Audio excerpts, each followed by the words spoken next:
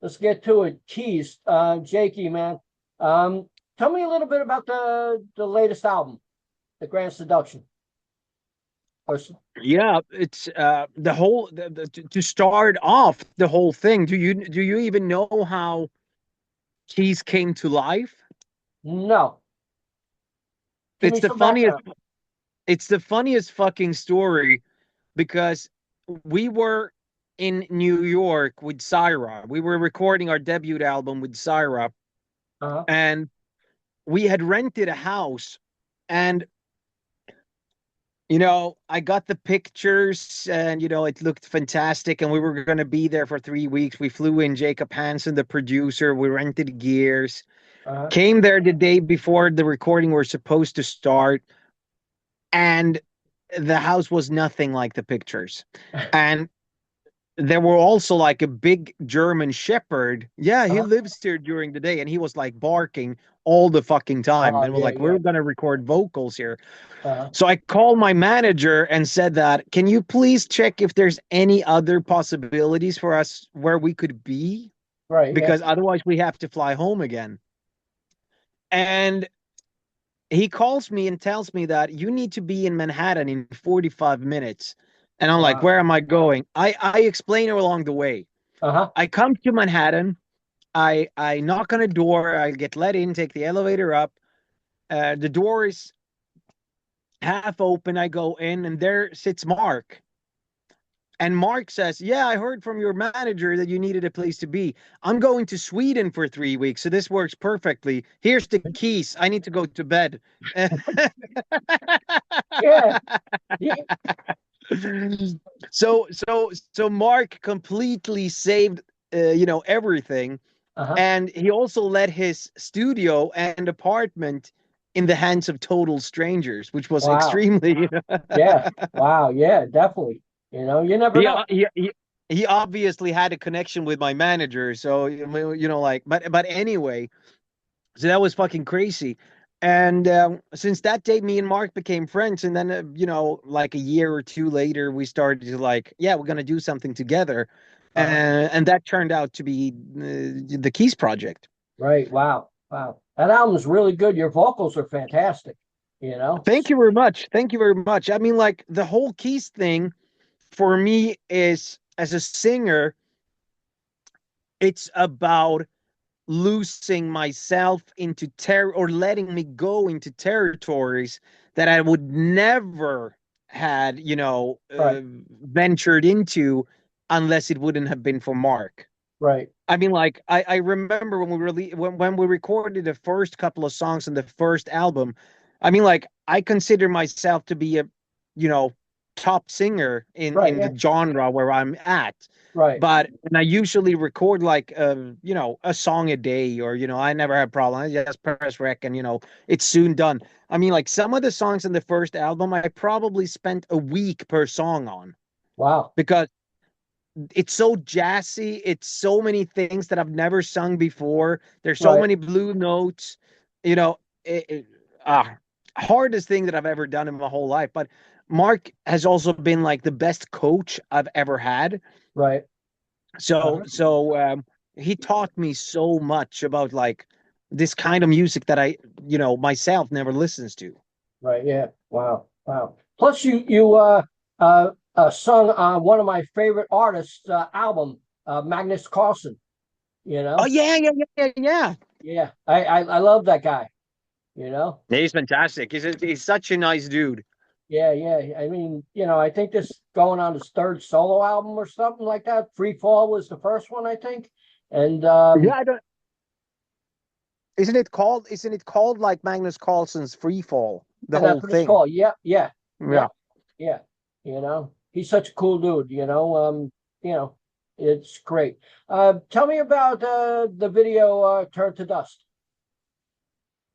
So as I live in Sweden, and Mark lives in New York, Florida, Sweden, and all over the place. He Right. Yeah. he he lives he lives a little bit where he feels the day form or whatever you say Uh-huh. like. Yeah.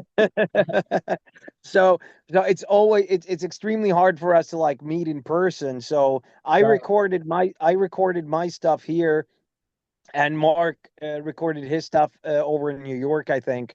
And then we had some girl from I don't know if I think she's from Brazil or something like that cut it together. Right. Um, but it's such a great song. Right. Yeah. That song in a little, if you would have done that song and put a like pop dress on it, and have like some pop girls sing it, Right. I would say that it would be a top 30 hit. Right. Yeah. It's a fantastic song. Wow. Cool. Very cool. So like what half of the songs you did on this album and half Mark did? Half of the songs or half of the Vocals. yeah, no, so this is also the fun thing with keys, because like I am an extreme perfectionist. Uh-huh. And as I told you before, the whole keys project is for me, you know some kind of therapeutic thing for me as Uh-huh. well, because like I let Mark have the control over everything. Right. you Yeah. know Usually I would debate with anyone that would tell me what to do or how to sing, or what to change and whatever. Right. But in keys, I let Mark be the dictator in a Hmm. like but in a positive way. Okay. Because I learned so much from it. So Mark is the one that comes up with 99% of everything, and Uh-huh. then I just come with minor changes or ideas. So I think Turn to Dust was, correct me if I'm wrong, I think I co-wrote that song, other than it's usually only like one or two songs per album where I credit myself as a songwriter. All the other stuff is I get everything done from Mark. He Uh-huh. has already sung the vocal lines, Right. and that is also why you could hear that my vocal lines are completely different from what you are used to hear me sing. Right. Yeah. Oh wow. Tell me about your other project you got, Cyhra? Cyhra. Cyhra. Okay, Cyhra. Yeah. Tell me So about that. Cyhra is my man band. So after I quit, Amaranthe a couple of years back, I Uh-huh. started Cyhra together with Jesper Strömblad from, the founding member of In Flames. Right. So we have that one. We have released 3 albums now, and we have just released 2 new singles from our upcoming album, which is going to be released way later. We decided to take this new path where we, instead of releasing an album directly, we're Right. releasing singles after single, because everything has changed in music. I mean, like, you could take like whatever, pick any band, take Iron Maiden, Judas Priest, Right. whatever, and you look at the streaming numbers on any of their songs on an album. The Right. three first songs have millions of streams. The Right. last song no one listens to, because people, and especially the younger generation, they don't understand that, oh, I'm going to sit down and listen to an album. They put a song on in their car on their way to work, at the gym. They listen to playlists, and then there's something else. I mean, like, they don't even have favorite artists anymore. Right. Yeah. um so we decided to take that path where we're focusing on playlisting and get every song enough streaming numbers, so when the album hits, you will have a track record. Yeah, that seems like the way to go now. I would say over the past 2 months, every artist I talk to, it's always singles now. He said, because Yeah. people really don't have the attention span too, to listen to a whole album. So like they'll put out one single, 3 months later, another single, and this way they get more notoriety, because like the single's the most important part. So after 3 months, another single will come out, that'll be more important then, and keep on going. That's why I notice also a lot of the albums are not 10 songs anymore also. You No. 8 or something like that. Plus, they're doing a video almost for every song since it's 3 months long, and then at the end, they'll put the album, a vinyl out with a colored vinyl. So now people want that too. So Yeah. like, like sometimes they'll put out more than one colored vinyl, different colors, and do a limited edition. And it seems like that's the way to go now in music. Is that true? Yeah, it's absolutely that way. And just because I do this does Uh-huh. not mean that I like it. It's Right, just the fact that you just need to adapt to what is happening in the industry. And you were talking about attention span, which right, is extremely funny because you said people does not have enough attention span to listen to a whole album. right. In reality, people doesn't have enough attention span to listen to a whole song, because True. if you look at the TikTok generation, the songs on TikToks are 20, 25, 30 seconds long, Right. Yeah. Yep. and Definitely. it's fucking crazy. Yeah. And I mean, like, you could apply that to society in general. Uh-huh. I don't really know where we're going in 10 years from now, because like kids don't want to work, they want to be Be famous famous. influencers. Uh-huh. And you know it's it's so weird. And I mean, like, of course things changes, but the fact that the younger generation, they don't even have role models, No. favorite artists. They don't understand the idolization that we had when we were younger, when we had posters of our favorite bands or favorite movie stars Right. on our walls, because it's day flies all Right. the fucking time. It's like Yeah. today it's this TikToker, this YouTuber, or this blah blah blah, and the new generation is extremely they are extremely unfaithful. Uh-huh. Like, Right. Yeah. you Definitely. remember when you grew up, I mean, like, if you were into metal, you were defending metal, even if you didn't think Warrant was a great band. If Right. someone came up and said that they sucked, you would defend them because it Right. was metal. Like, Yeah. it was you're part of the team. Right. That Yeah. does not exist anymore. And why am I telling you this? Yes, it's because that when you look at the industry in general, it's extremely hard for us artists nowadays to try to predict how many tickets we're going to sell if we're going to Right. go out on tour.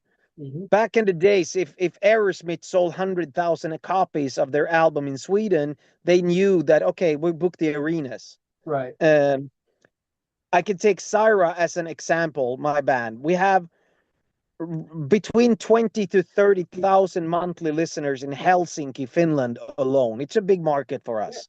Uh-huh. Yeah. Then you would expect that if 10% comes, we can Right. play at a pretty big venue, like a Right. Yeah. 2,000 cap. Uh-huh. Yeah. Yeah. Yeah. And then you go there and you sell 250 tickets. Yeah. Yep. It's impossible to Yeah. know and how to plan. You need to, stream millions a month to be able to make sure that, yeah, we have a steady enough fan base to sell tickets. Right. Yeah. Same thing here. Like we got um small venues, medium venues, and large venues. Yet when a more popular band plays the medium-sized venue, which is about 300 people, right? Um, and they're popular. They got vinyl out, they got albums out, they got CDs out and stuff like that. The worst thing is that you're gearing up to go see this band, and you get to the front door and there's a sign saying sold out. Yeah. So like, you're pissed off, you're disappointed, you want to see the show, so like, you never know. We just had Adrian Vandenberg here, and he couldn't even sell 100 tickets, you Oh know my God. and like he's from Whitesnake, like, you know couldn't sell 100. Now it's all of a sudden his singer's sick, so they had to cancel a couple shows. Yeah, yeah, yeah. Matt is a good friend of mine. I saw that he was sick. Right. Yeah. Yeah. So it happens. Everybody, is getting sick in the United States from the flu, you know. So Yeah. I just got home. I was just in LA like last week, and I have just managed to get over the jet lag. yeah, yeah. So you working on anything now? Yes, I'm actually sitting here in the studio working on Keys number 3. Wow, cool, cool, cool. Yeah, Wow. So it's re it, go ahead. What's a daily day for you? You for go to me. studio? Yeah, every day you go to studio, or Yeah, yeah, yeah. So I have a big studio with 3 studios in it where I have this studio where I'm sitting here in right now is my place. Then I have 2 others that I rent out. uh-huh. But I do so many things within the music industry. I work Right. as a songwriter, producer, and I have my bands, and I also run a management company. I have my own record label. Wow. Um, Cool. so I do a lot of things. And now lately I'm actually starting to like try to get the music into a place where I could do that when I feel like it, because I've been a professional musician for 20 years. Right. And at one point you want to do something else. So right now I'm heavily focused into acting. So I'm doing my first Hollywood movie now in April, Whoa. which is going to be fucking interesting. So that's great. So that's why just came home from LA. I was there to do some preparation for that. Wow. Cool. Cool. What is But it? a regular day for me is that I always go to work at 8 o'clock in the morning, and there's always something waiting for me. I mean, like right now, I'm working with Keys. I'm also working with new Cyhra songs. I am producing other artists. So uh, there might be a song that needs to be not mixed because I'm not mixing stuff, but edited before I send it over to someone that mixes stuff. Someone is requesting a song, so I write a song for someone. It's like no days are the others alike. Right. Yeah. Wow. Wow. What's like? How would a new band actually break into music? I mean, there's so much out there. Uh, it's is it by luck?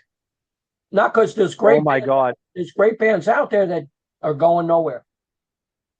Let me tell you this. I mean, like when I think that I was extremely lucky with Amaranth, because like when Amaranth broke through the fence, so to say, we were at the absolute last straw of like the old music Right. business where record labels knew how to work songs and albums, and you could, if as long as you put money onto a product, Uh-huh. you knew that it was a 90% success chance, if you put it that way.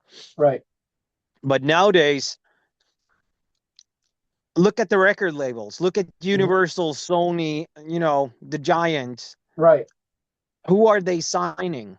Are they Yeah. signing the band with 5 guys in it that plays extremely good music and are extremely talented on their instruments? Hmm. Or do they sign the TikToker with 1 million followers?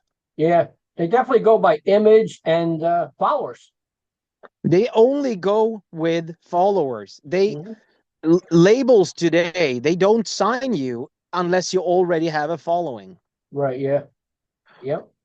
And this is the catch 22, because like if someone with, for example, my experience in the music business would be a successful YouTuber or TikToker that had the money to Right. promote my own career, I would never go to a record label, because you already have what's needed, and that's money. Right. Yeah. um Obviously connections, but you could buy connections for money. you Right. you could use the PR, you could sign up for a PR team that is helping you, to get your music out there. But if a record label signs you for a shitty percentage deal, for someone that already have or has a following for like 1 million followers, Right. they are the only winners. Yeah. Yeah. Definitely. I really don't think you need a label no more. I mean, maybe for touring and stuff like that, but like you got Scream for Existence working for you and stuff like that. Elio is a great guy. It's all a matter. I'm not talking down on labels at all. I Right. just signed a new record deal with Raining Phoenix Music, and they are fantastic. Uh-huh. But I could have done it myself. But Right. here's the thing: I have too much things to do. I Uh-huh. cannot focus 100% on my band. Right. It's impossible. I don't have the time for that. And so I decided to sign with a label that could actually do, the work behind for me. But um no, absolutely not. You don't need to have a label. But your question was, how does a new artist break through? Right. And back in the days, you had a recipe. You needed to, be good at your instrument. You needed to practice. You needed to, um, attend to various, parties, or, hang around with people within the business, get to know each other, you know, all that, and have good songs. Right. Right. Listen to most of the top 30 songs these days. They suck. Yeah. It's all about getting viral on social media. Right. Yeah. Definitely. Definitely. And so I would say, of course, you need to have some kind of talent, Uh-huh. but talent for me has changed during the days. And obviously, this is also because we're getting older. And I mean, like, we used to listen to Wasp when we grew up. Yep. Uh, but like, when you have songs on the radio that is number one, is like fuck like a whore, fuck like a whore, fuck like a Yeah. whore. And I mean, Uh-huh. like, what it's good is obviously you cannot say that this is not good, because like, if half of the world's population thinks that it's good, then you're probably wrong, right? but Right. but Yeah. but it's so weird that it is like that. But you know kids today, they use Fruity Loops. They don't make music they themselves. They just take a beat, and like, they put some vocals over it, and bam. So Yeah. yeah, the industry has changed. Yeah. um, so I don't know. I honestly don't know how to break through anymore, because I'm having the same problem with my own music. you Right. know 3 years ago, our songs streamed maybe a million if we released a single. Now it streams 100,000. Right. Yeah. Because also, after the pandemic, there's so many new bands, there's so much music, Yep. and you know that, for in the United States, I mean, like, unless Europe, here we have like some kind of security net around us when it comes to, like, yeah, if you are the owner of a gig place, Hmm. here in Europe, Right. you got help to Hmm. pay the rent, or they froze the rents or whatever. In Right. the United States, the ones owning the building, they took their chance to, like, no, you haven't paid, so we released the contract because we're going to build a mall here now. So Yeah. there's so many gig places in the United States that doesn't exist anymore, and there's more bands and there's less money, so every band is touring, meaning that the competition on the live market is crazy. I mean, like, I live in a city in Sweden called Gothenburg. It's a Yeah. million people living here. Right. If you boil that down into like metal fans, maybe there's 100,000 people that likes metal. Right. And every week there's 5 shows of international and Swedish artists. I Right. mean, all the shows are half full. Wow. Yeah. Yeah. It's here too. I Yeah. mean, the people just either, you know, they don't want to go to the show because they got work all the time and stuff like that. So like they just skip the show. And then later they'll say, I should have went to that show and stuff like that. But you got to give credit to bands that are still around, such as Wasp, doing a tour right Yeah. now after what, 30 years, 50 years. They're still out there touring, making money. I mean, these places still sold out, you know, for That bands, is great. That is great. you That is know. great. But here's the thing. In music, as long as you can uphold your status like Judas Priest or whatever, Right. you have your fan base and you can still do the big shows, Right. you are in no harm's way. But for artists that you were talking about, artists that are between 300 to 2,500 capacity, Right. because that is the thing with the United States as well. As you might know, I've toured the United States a lot of times, Mhm. but you don't have the middle ground. Most Right. cities, most cities have that really small basement Right. club where you can Yeah. play, Hmm. or you play the theaters. Right. So you either play for 100 to 300 or 2,500. There's like nothing in between. You're exactly right. Um, Exactly. which makes it extremely hard. Right. Yeah. Yep. I mean, I go to a club that I don't even think it fits 100 people. And then I'll go to another place, 300. And then after 300, you have a place called Starland Ballroom that holds probably around 3,000. And then you got Yeah. the big venues. And Yeah, exactly. And here's the thing. So if you're a band that sells more than 300 tickets, your booker has managed to get you into those theaters and you right, get a guarantee from these theaters. I mean, before the pandemic, it worked like this, that the big agencies, they had the smaller band, the up and coming band, you were building artists. So you could have a guarantee for, like, let's say a smaller band getting a guarantee for $9,000. The promoter will absolutely lose money on that. right, But yeah, he knows that if he's working with the agent, he mhm, knows that next week he will get Wasp and he will right, get Nightwish or Judas Priest. right, So he's going to take a little bit of a loss to uh-huh, support the agent, right, but he's going to get that back for the bigger bands. right, yeah, definitely. Now it doesn't work like that anymore. Now, if you get into the bigger places, you have one chance. If you manage to sell 400 out of these 2,500 tickets and they lose money, you're not going to be welcome next time. They're not Yep, going to they're not going to take you.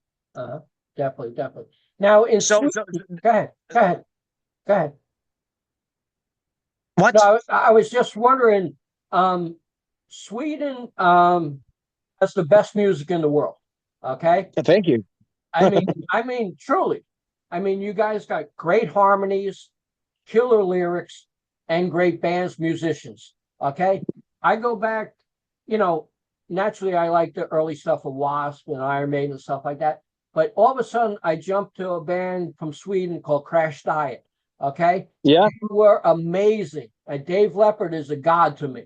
Okay. Yeah. Who is the vocalist. Now I got all these Swedish bands sending me emails for some press, which I'm glad. I listened to all of them. Like last week, I did an interview with another Swedish band called Curse of Cain. Okay, they got like a big image, like gargoyles, and like they all wear costumes and stuff like that, and they're Yeah. they're amazing. Now I got you in there too. Of course, your vocals and your music is fantastic. So, like, do you have any bad bands in Sweden? Yeah, I think I think that we just touched base on that subject when I told you that. I mean, like, who am I to tell you what's good or bad? Because, like, we have this number one, fuck me like a whore, Uh-huh. number one on Billboard.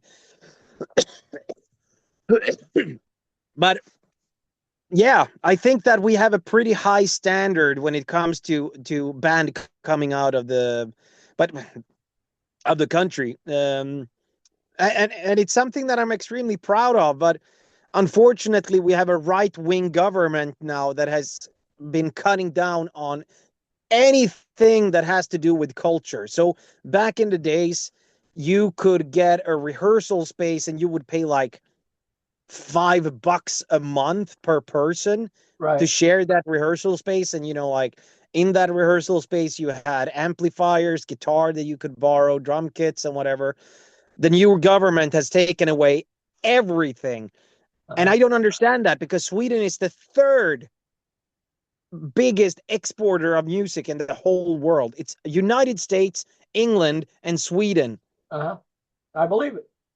And you know, we've been praised as a country for so many years when it comes to you know, that we're so good in making music, and ABBA and this and whatever. Yeah. But you know, they're taking all that away now. So it's crazy. Well, Jake, it was great talking to you. Check out Keys, and you know, fantastic album, fantastic vocals. Would you like to say anything to the fans in conclusion? Absolutely. I mean, like, check out, obviously, you know, check out Keys. I mean, like, if you're a little bit open-minded and like rock music, but with a twist, you should totally check it out. It's so cool. And I mean, like, Mark Mangold, he's like the biggest genius in the world when it comes to writing music. So I mean, like, you could see that. I mean, like, he wrote hits for Michael Bolton back in the days, and you know, and many others. And it's such a privilege to work with him. But also, if you have the time, check me out. Check my music out. I've been doing like 70 albums total, so there's a lot to listen to. And I hope to see you on tour. See you on tour very soon. Cool. So how can people get in touch with you? Facebook? They could go. They can get in touch with me on social media. Jake E Official is my name everywhere, and I have my own homepage, which is jakee.se. Cool. And they could buy merchandise from you? No merchandise from me personally, but they could go in on you know, Cyhra.com and you know, buy merch from there. That's highly appreciated. Cool. Thanks a lot, Jake. Awesome. Thank you so much for having me, man. Talk to you later. Bye-bye. Awesome. Bye-bye.